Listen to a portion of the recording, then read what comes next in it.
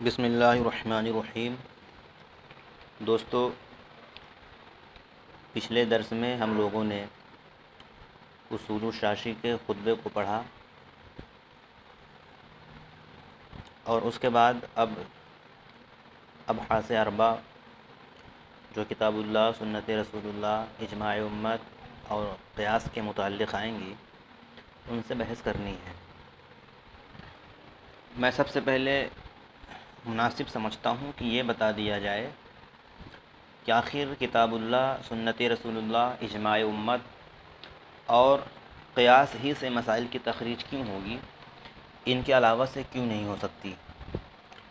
پھر اس کے بعد کچھ اشکالات ان پر آئیں گے تو ان کو بھی پیش کرنے کی میں کوشش کروں گا۔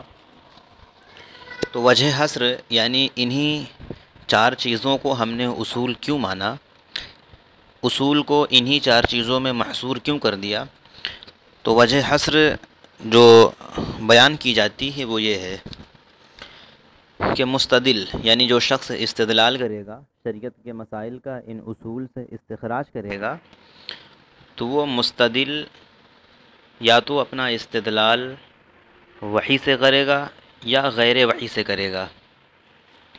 اب وحی سے کرے تو اس میں دو صورتیں ہیں، یا تو وحی مطلوع سے کرے گا یا وحی غیر مطلوع سے کرے گا۔ وحی مطلوع یعنی جس کی تلاوت کی جائے، یعنی کتاب اللہ یعنی قرآن پاک، اور وحی غیر مطلوع یعنی حدیث پاک۔ حدیث پاک بھی مطلوع ہے، اس کی بھی تلاوت کی جاتی ہے، لیکن قرآن عظیم کی طرح حدیث پاک کی تلاوت نہیں کی جاتی، اس لیے اسے وحی غیر مطلوع کہتے ہیں۔ لہٰذا اب اس پہ یہ اشکال نہ پیدا ہو کہ تلاوت تو اس کی بھی کی جاتی ہے، لہٰذا اسے غیر مطلوع کیوں کہا گیا۔ تو اب مستدل وحی مطلوع سے کرے تو وہ قرآن پاک ہے، لہٰذا ایک اصل قرآن پاک ہوئی، اور اگر وحی غیر مطلوع سے کرے تو اس صورت میں وہ حدیث پاک ہے، لہٰذا حدیث پاک کو ہم نے اصول مانا۔ اور اگر کوئی غیر وحی سے استدلال کرے تو اب غیر وحی سے استدلال کرنے کی صورت میں یا تو وہ کل کا قول ہوگا یا بعض کا قول ہوگا۔ اگر کل کا قول ہو تو وہ اجماع امت ہو گیا، اور اگر بعض کا قول ہو، کل کا نہ ہو، تو وہی قیاس ہو گیا۔ تو اور اب اس کے علاوہ جو صورتیں ہوں گی وہ سب کی سب باطل اور فاسد ہوں گی۔ لہٰذا ہم اگر استدلال کرنا چاہیں احکام شرعیہ کا تو ہمیں انہی چار اصول کا سہارا لینا ہوگا، باقی اور کہیں سے ہم استدلال نہیں کر سکتے اور کسی چیز کو اصول نہیں مان سکتے۔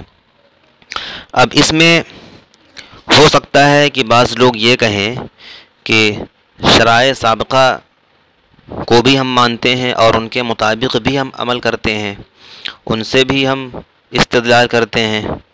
مثلاً جیسے کہ قرآن پاک میں ہے وَكَتَبْنَا عَلَيْهِمْ فِيهَا أَنَّ النَّفْسَ بِالنَّفْسِ وَالْعَيْنَ بِالْعَيْنِ وَالْأَنْفَ بِالْأَنْفِ وَالْأُذُنَ بِالْأُذُنِ وَالسِّنَّ بِالسِّنِّ وَالْجُرُوحَ قِصَاص، یعنی آیت قصاص ہے۔ یہ جیسے پچھلے نبی یعنی حضرت موسیٰ علیہ السلام کے قوم میں یہ حکم تھا، ویسے ہی آج بھی یہ برقرار ہے۔ تو کوئی کہے تو شرائع سابقہ سے بھی ہم اس مسائل کا استخراج کرتے ہیں، تو نہیں، اس کو ہم کلام اللہ میں داخل مانتے ہیں یا حدیث پاک میں داخل مانیں گے، کیونکہ ہمیں اس کا علم یا تو قرآن پاک سے ہوا ہے یا حدیث پاک سے ہوا ہے۔ تو لہٰذا اب اس کو ہم الگ سے اصول نہیں مانیں گے، بلکہ یہ قرآن ہی میں ضم ہے یا حدیث پاک ہی میں ضم ہے، یہ الگ سے نہیں ہوگا۔ اسی طرح دوسری بہت سی چیزیں آئیں گی جن کو ہم اجماع میں بھی لائیں گے۔ اب مثلاً تعامل ناس ہو گیا، جیسے کہ استثناء ایک بے کی قسم ہے، یعنی پہلے سے پیسہ دے دیں، جیسے کہ ہم لوگ آرڈر پہ کوئی چیز بنواتے ہیں، اس کو استثناء کہتے ہیں، یعنی پہلے سے بنوانا پیسہ دے کے، یعنی ابھی پیسہ ہم نے دے دیا لیکن سامان بعد میں ملے گا۔ یہ جائز تو نہیں ہونا چاہیے، کیونکہ بے کا تقاضا یہ ہوتا ہے کہ مبیع بھی وقت بے موجود ہو۔ لیکن دیکھیے استثناء یعنی ہم لوگ آرڈر دے کر جو چیز خریدتے ہیں، بنواتے ہیں، تو اس وقت تو وہ موجود نہیں ہوتی، بلکہ ہم سے پیسہ لینے کے بعد ہی کاریگر بعد میں بناتا ہے۔ تو یہ استثناء سری بے کے جو قاعدے ہیں ان کے مطابق دیکھا جائے تو یہ جائز نہیں ہونا چاہیے، لیکن آج تعامل ناز ہے یہ، اور لوگ آج کل یہ کام خوب کرتے ہیں، تو لہٰذا تعامل ناز اس کو اجماع میں لے لیا گیا، اور اس بات پہ اجماع ہے کہ استثناء جائز ہے۔ تو لہٰذا ایسی جو بھی چیزیں آئیں گی تو آپ حضرات کے ذہن میں یہ خلجان پیدا نہ ہو کہ یہ تو الگ سے اصول کی حیثیت رکھتے ہیں، نہیں، بلکہ وہ کتاب اللہ، سنت رسول اللہ وغیرہ میں سب کے سب ضم ہوں گے، اس لیے ان باتوں کو آپ اچھے سے یاد رکھیں۔ دیکھیے اب بحث اول شروع ہو رہی ہے۔ بحث اول سب سے پہلے بحث اول کتاب اللہ کے بیان میں ہے۔ اب ہو سکتا ہے کسی کے ذہن میں یہ سوال پیدا ہو کہ 4 اصول تھے تو کلام اللہ ہی کو مقدم کیوں کیا؟ تو کلام اللہ کو مقدم اس لیے کیا کیونکہ کلام اللہ اصل ہے، قطعی ہے، محفوظ النظم اور مطلوع ہے، یعنی اس کا مرتبہ سب سے بڑا ہے، تو لہذا اس کو سب سے پہلے بیان کیا گیا۔ دیکھیے بحث اول شروع ہوتی ہے، البحث الاول فی کتاب اللہ تعالی۔ بحث اول اللہ کی کتاب کے بارے میں ہے۔ کتاب اللہ کیا ہے؟ قرآن کسے کہتے ہیں؟ چونکہ اس کا معنی بہت ہی واضح ہے، ہر شخص قرآن پاک کو جانتا ہے، اس وجہ سے یہاں پہ قرآن پاک کی انہوں نے تعریف نہیں کی، اور اگلی جو کتابیں ہیں آپ وہاں کتاب اللہ کی بھی تعریف پائیں گے، مثلا نور الانوار آپ پڑھیں گے یا توضیح پڑھیں آپ، تو وہاں آپ کو کتاب اللہ کی تعریف بھی ملے گی۔ کتاب اللہ کی تعریف جو مذکور ہے کتابوں میں وہ ہے المنزل علی الرسول علیہ الصلاۃ والسلام، المکتوب فی المصاحف، المنقول عنہ نقلا متواترا بلا شبہۃ، یعنی قرآن وہ کتاب ہے جو رسول علیہ الصلاۃ والسلام پر نازل ہوئی، لہٰذا دوسرے انبیاء کرام پر جو کتابیں نازل ہوئیں اب وہ خارج ہو گئیں اس سے۔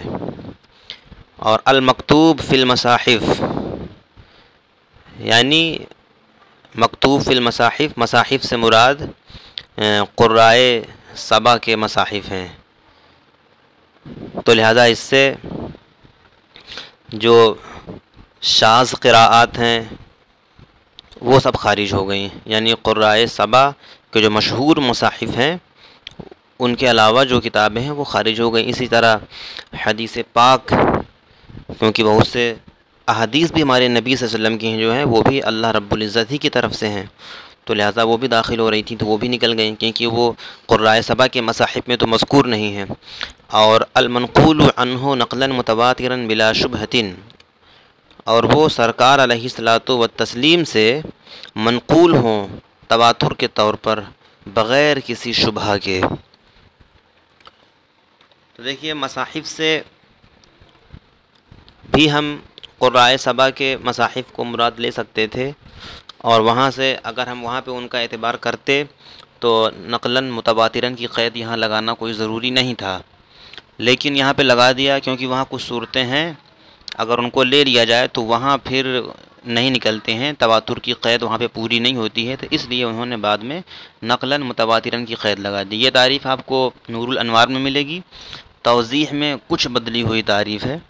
خیر آپ قرآن پاک کی یہ تعریف یاد رکھیں کہ قرآن پاک وہ کتاب ہے جو رسول علیہ الصلاۃ والتسلیم پر نازل ہوئی، مصاحف میں مکتوب ہے، اور سرکار علیہ الصلاۃ والسلام سے متواتر طریقے پر منقول ہے، اور اس میں کوئی شبہ نہیں ہے۔ یہ کتاب اللہ کی تعریف ہو گئی۔ فصل فی الخاص والعام۔ دیکھیے جو نظم قرآنی ہے، قرآن پاک کے جو الفاظ ہیں، جو عبارت ہے، ان کو نظم سے تعبیر کرتے ہیں، لفظ نہیں کہتے، کیونکہ لفظ کا لغوی معنی ہوتا ہے کوئی چیز ڈالنا، پھینکنا، تو اس میں ایک طرح کی بے ادبی آ رہی ہے، حالانکہ کہیں گے تو کوئی گناہ کا کام نہیں ہے۔ قرآن پاک کے کی جو عبارتیں ہیں ان کو اگر ہم لفظ سے تعبیر کریں تو کوئی گناہ نہیں ہے، لیکن ایک طرح کی بے ادبی کا یہاں پہ شبہہ ہے، پہلو ہے۔ اس وجہ سے قرآن پاک کے الفاظ کے لیے ہم نظم کا استعمال کرتے ہیں، اور نظم کہنے میں کوئی قباحت نہیں ہے، بلکہ وہاں پہ ادب کی رعایت ہے، کیونکہ نظم کا معنی ہوتا ہے لڑی میں موتیوں کو پرونا، تو یہ بہت اچھا سمجھا جاتا ہے۔ تو جو نظم قرآنی ہے، جو لفظ قرآنی ہوتے ہیں، معنی کی طرف ان کی نسبت کرتے ہوئے 4 قسمیں ہوتی ہیں۔ ایک وضع کے اعتبار سے ہوتی ہے، پھر ایک استعمال کے اعتبار سے ہوتی ہے، پھر اسی طرح ایک معنی کے خفی اور ظاہر ہونے کے اعتبار سے ہوتی ہے، اور ان کے مراتب بھی دیکھے جاتے ہیں، اور ایک یہ ہوتی ہے اور ایک تقسیم جو ہوتی ہے وہ دلالت کی کیفیت کے اعتبار سے ہوتی ہے کہ لفظ کی دلالت کیسے ہو رہی ہے، عبارت النص کے ذریعے، اشارت النص کے ذریعے، اقتضاء النص کے ذریعے وغیرہ نا۔ تو اس طرح دیکھیے، تو یہاں پہ سب سے پہلے وضع کے اعتبار سے جو قسمیں ہوتی ہیں، خاص، عام، مشترک، مؤول، تو اس فصل میں مصنف اصول الشاشی رحمہ اللہ خاص اور عام کے تعلق سے بیان کرتے ہیں۔ فصل فی الخاص والعام۔ اب ہو سکتا ہے کوئی یہ کہے کہ یہاں پہ فصل خاص اور عام میں نہیں ہے، یہ صرف ایک ایسی لفظی بحث ہے تبع آزمائی کے لیے۔ فصل فی الخاص والعام، حالانکہ یہاں پہ خاص اور عام اس فصل کے اندر ہے، حالانکہ عبارت میں فصل فی الخاص والعام کہا گیا ہے، تو فصل کو خاص اور عام کے اندر بتایا گیا ہے، حالانکہ اصل یہ ہے کہ خاص اور عام فصل کے اندر آئیں گے۔ تو اس میں بتایا گیا کہ یہ کوئی حقیقی نہیں ہے، بلکہ صرف ایک اعتباری طور پر بیان کیا گیا ہے، یعنی یہ جو ظرفیت ہے یہاں پہ یہ اعتباری ہے، حقیقی نہیں ہے، عام طور پہ بیان کر دیا جاتا ہے۔ جیسے کہتے ہیں زید فی النعمتی، زید نعمت میں ہے، اب زید نعمت کے اندر تو رہتا نہیں ہے، بلکہ ایک مجازن ہم لوگ کی جو عام بولی ہے، عام حالات میں جو ہم لوگ بولتے ہیں، بس اسی کے لحاظ سے مصنف نے بھی فصل فی الخاص والعام کہہ دیا ہے۔ یہ کوئی ایسی بحث نہیں تھی جس میں دماغ لگایا جائے۔ دیکھیے اب خاص کی تعریف کر رہے ہیں پہلے۔ فالخاص لفظ وضع لمعنى معلوم او لمسمى معلوم علی الانفراد۔ خاص ایک ایسا لفظ ہے جو کسی معنی معلوم کے لیے یا مسمى معلوم کے لیے علیحدہ طور پر وضع کیا گیا ہو، یہ خاص کی تعریف ہو گئی۔ دیکھیے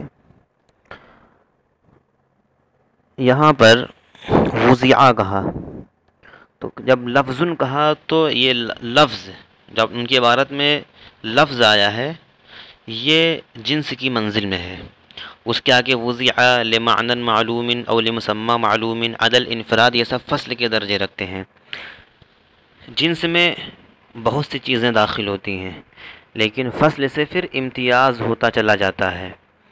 تو جب لفظ کہا تو لفظ میں عام بھی داخل ہو جائے گا، کیونکہ عام بھی تو لفظ ہی ہوتا ہے، اسی طرح مشترک بھی داخل ہوگا، مؤول بھی داخل ہوگا، جیسے کہا وضع یعنی جو وضع کیا گیا ہو، جیسے کہا گیا وضع کیا گیا تو اس سے محمل نکل گیا، کیونکہ محمل کسی خاص معنی کے لیے وضع نہیں کیا جاتا، اس کا کوئی معنی ہی نہیں ہوتا۔ پھر لمعنى معلوم کہا،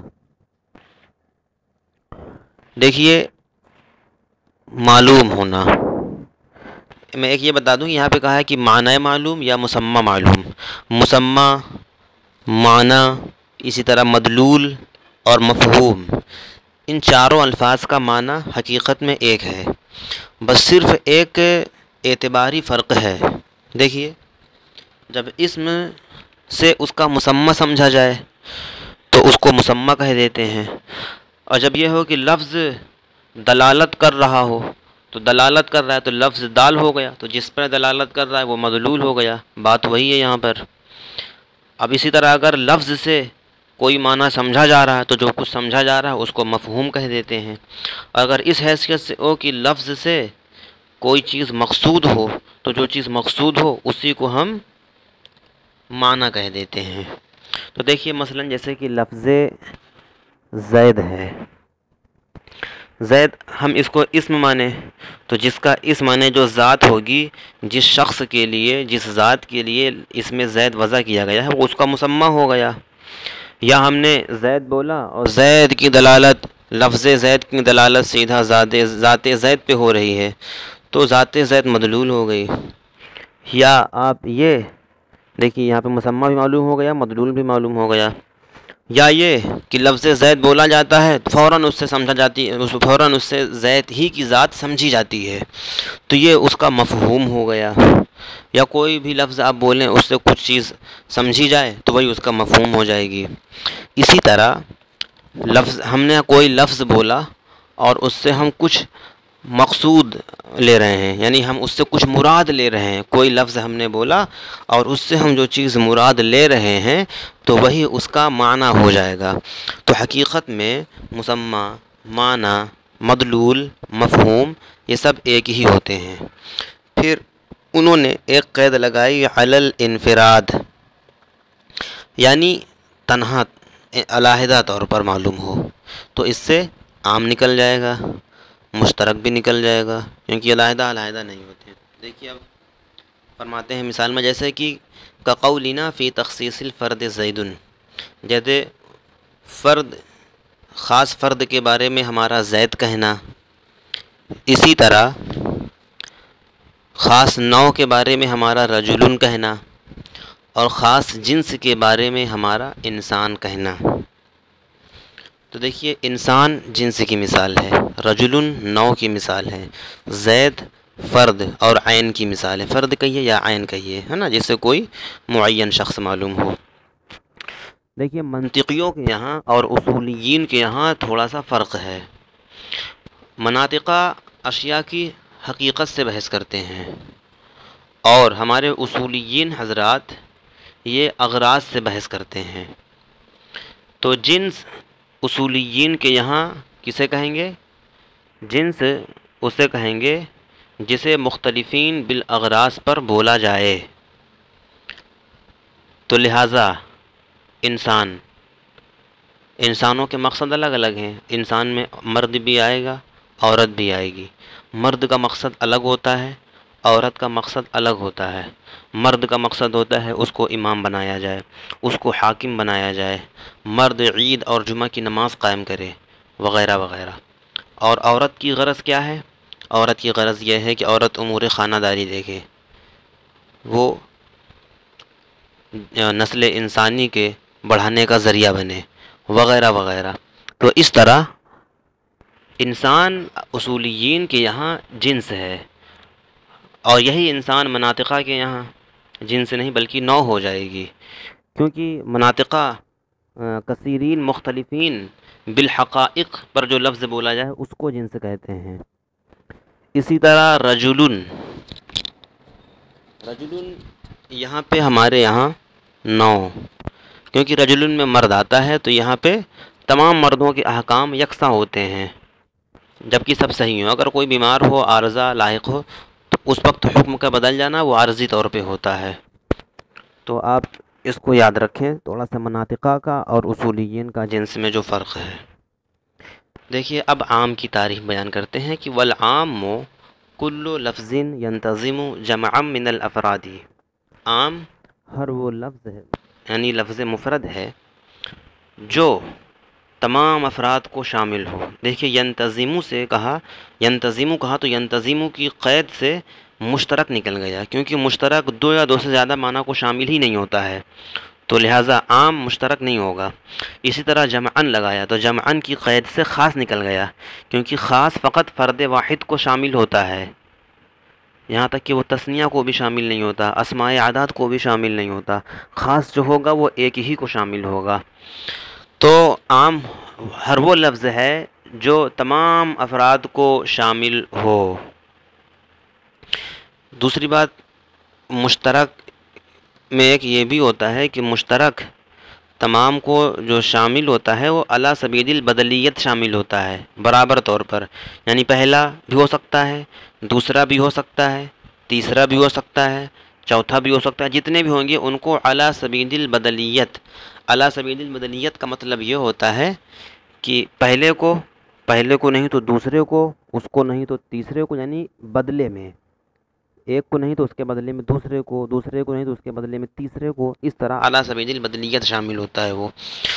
تو عام تمام افراد کو شامل ہوگا تو یا تو وہ لفظاً شامل ہوگا، مثلا جیسے کہ مسلمون، مشرکون. دیکھیے مسلمون ایک لفظ ہے، مشرکون ایک لفظ ہے، لیکن یہ جمع کا صیغہ ہے، تو یہ جمع ہے تو لفظاً ہی یہ تمام کو شامل ہو جائے گا. مسلمون میں تمام مسلمان شریک ہو جائیں گے اور مشرکون میں تمام مشرک شامل ہو جائیں گے.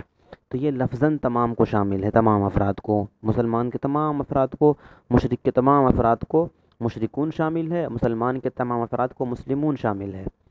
اور یا تو لفظاً نہ ہوگا تو معنن سب کو شامل ہوگا. وہ معنن کی مثال کہتے ہیں وَإِمَّا مَعْنًا كَقَوْلِنَا من و ما، جیسے کہ لفظ من اور ما.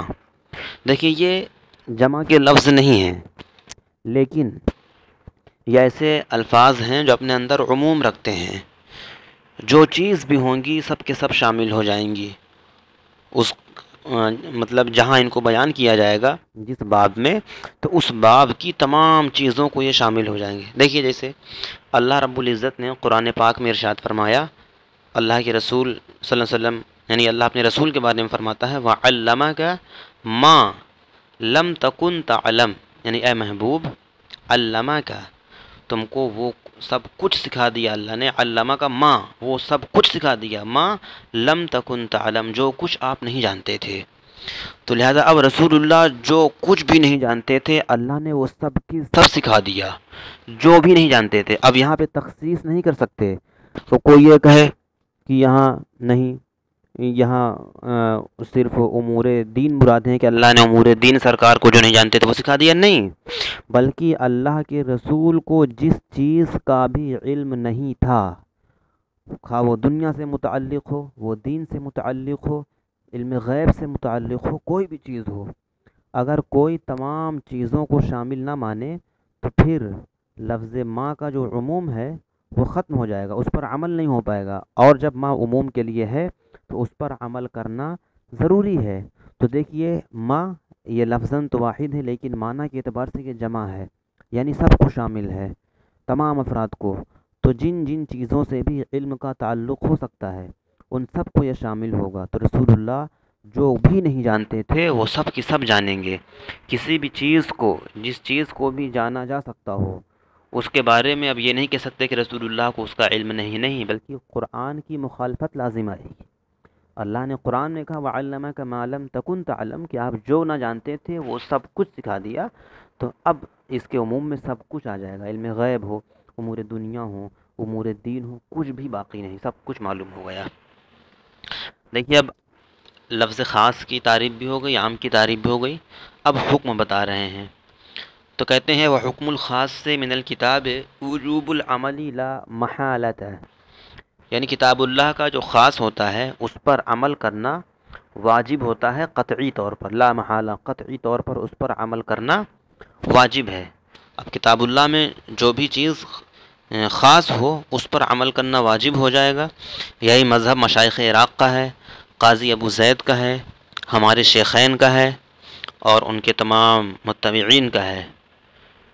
کیونکہ الفاظ کو جب معنی کے لیے وضع کیا جائے تو اس کا مقصد یہی ہوتا ہے کہ وہ ان پر دلالت کریں، ورنہ پھر وضع کرنے کا کوئی فائدہ ہی نہیں ہو پائے گا.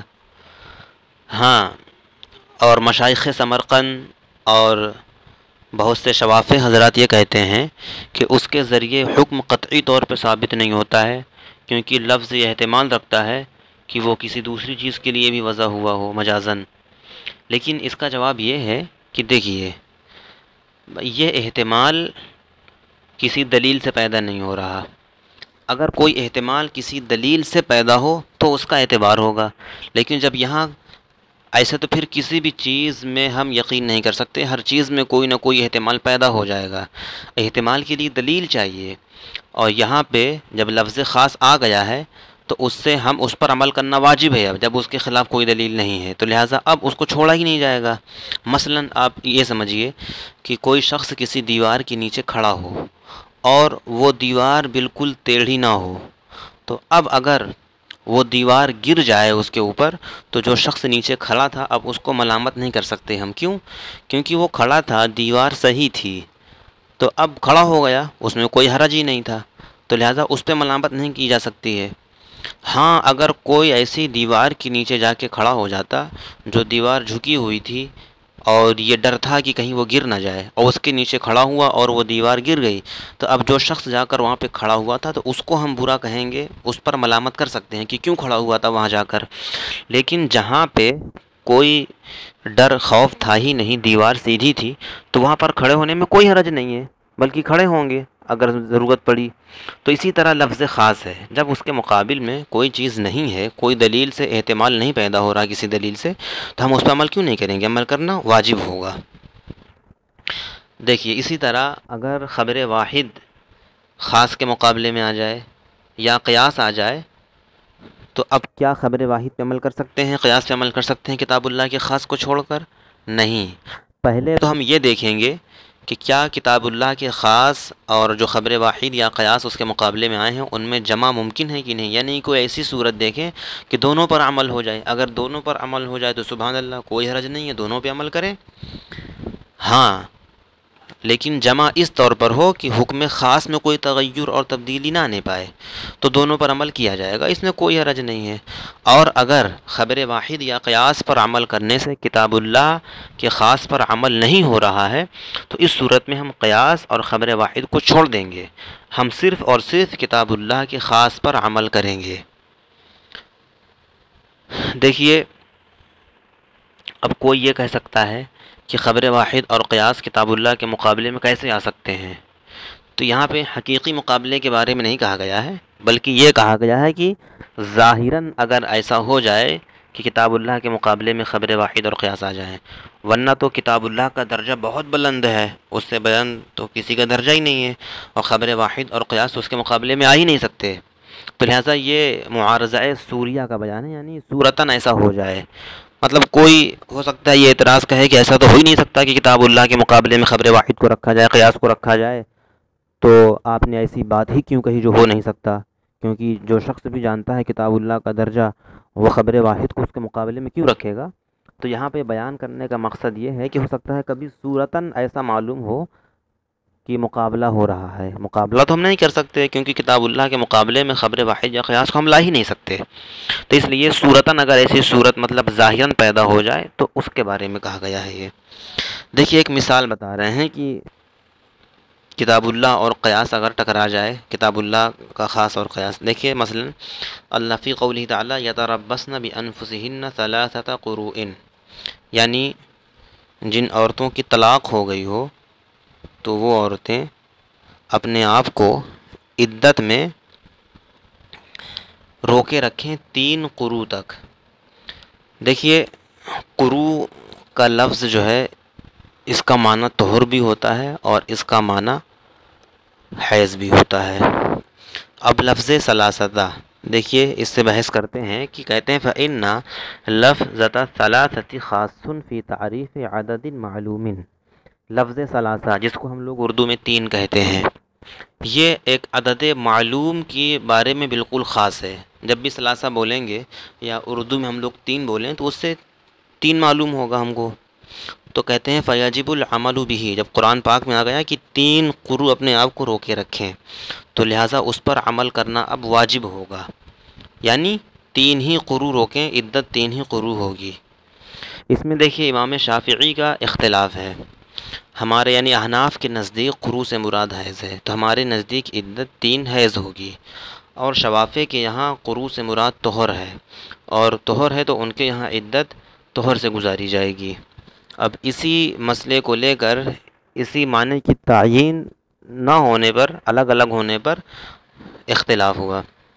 دیکھیے اگر ہم امام شافعی کے مطابق قروء کے لفظ کو طہر پر محمول کریں، جیسے کہ امام شافعی کا مذہب ہے، اور کس بنا پہ ایسا کریں؟ اس اعتبار سے کہ طہر مذکر ہے نہ کہ حیض۔ دیکھیے ثلاثہ سے لے کے 9 تک عدد اور معدود کا جو قاعدہ ہے وہ یہ ہے کہ اگر عدد مؤنث ہوگا تو معدود مذکر ہوگا، اور اگر عدد مذکر ہوگا تو معدود مؤنث ہوگا۔ اور قرآن پاک میں ثلاثتا آیا ہے، اب ثلاثتا مؤنث ہے تو یہ طے ہو گیا کہ قرو کیا ہے؟ مذکر ہے۔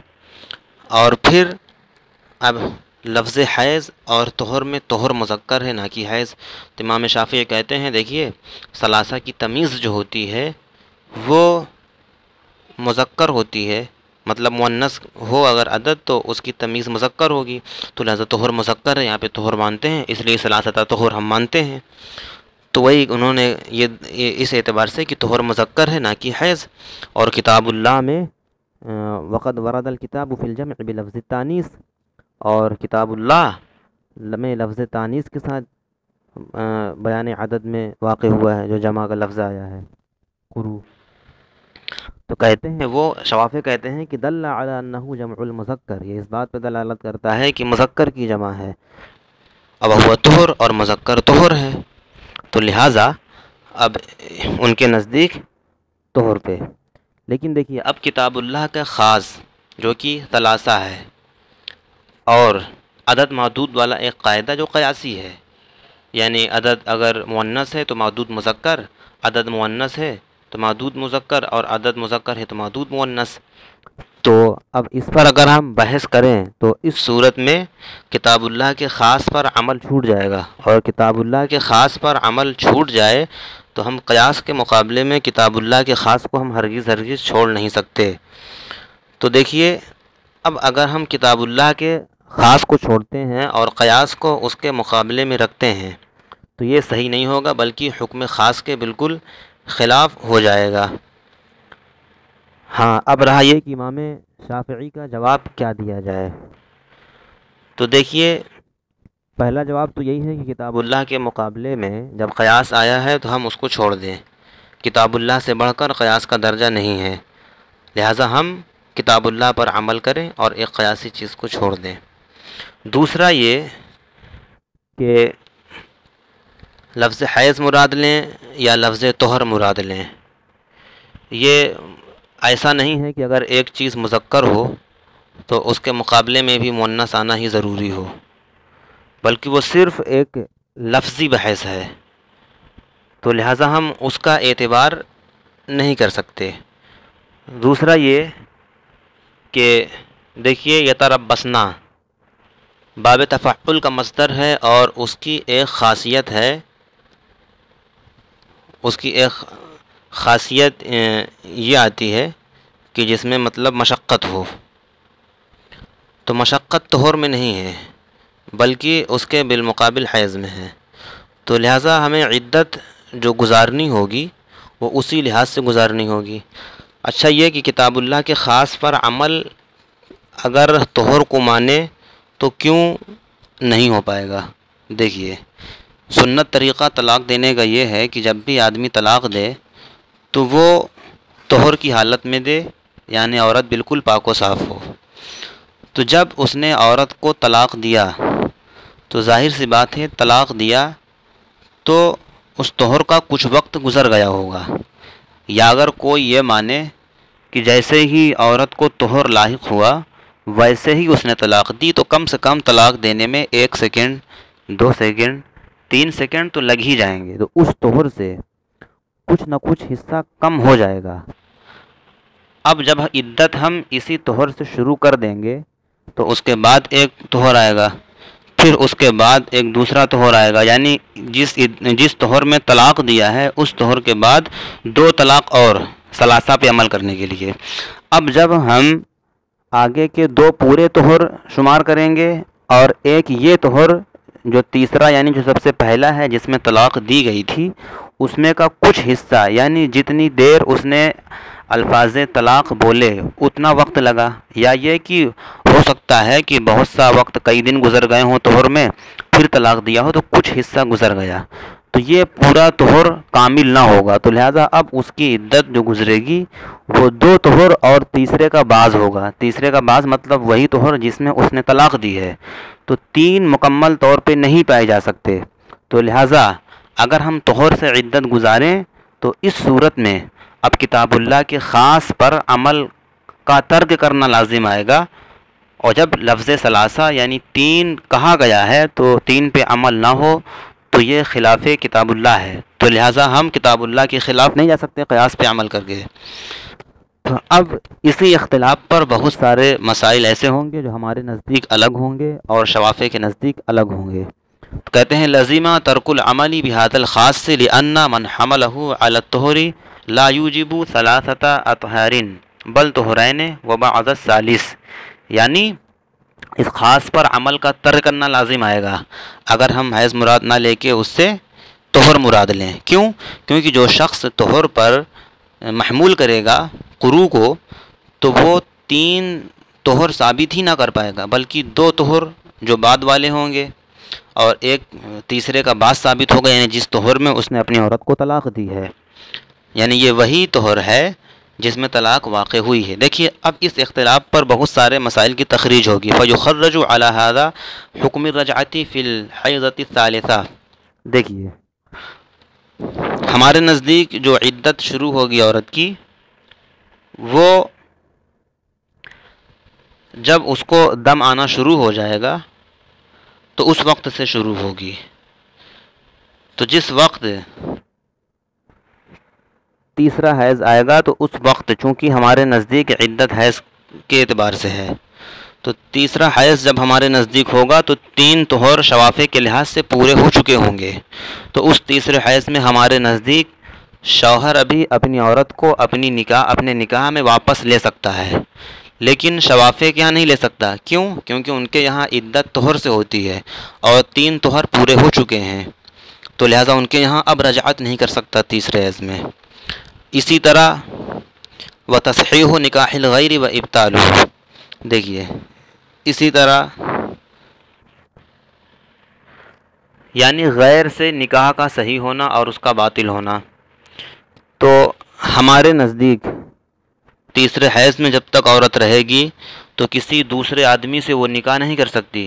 کیوں؟ کیونکہ ابھی وہ عدت میں ہے، اور جب تک عورت عدت میں ہوتی ہے تو وہ ابھی اپنے شوہر کے نکاحی میں ہوتی ہے، اور تو شوافع کے یہاں تیسرے حیض میں دوسرے شوہر سے نکاح کرنا صحیح ہو جائے گا۔ کیوں؟ کیونکہ ان کے یہاں تو عدت طہر سے ہے اور عدت پوری ہو چکی ہے، لیکن ہمارے یہاں نکاح کرنا باطل قرار دیا جائے گا کیونکہ ابھی عورت اپنے شوہر کے نکاح میں باقی ہے۔